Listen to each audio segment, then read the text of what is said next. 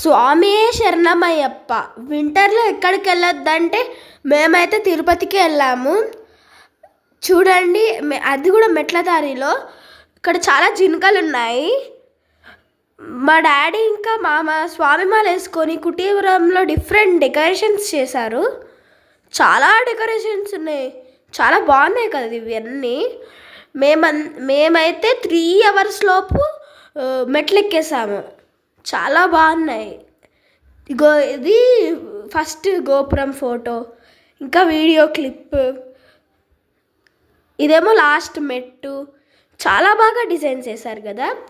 ఇదేమో గోపురం, మొత్తం కొండలు క్లౌడ్స్ కలిసినట్టుంది.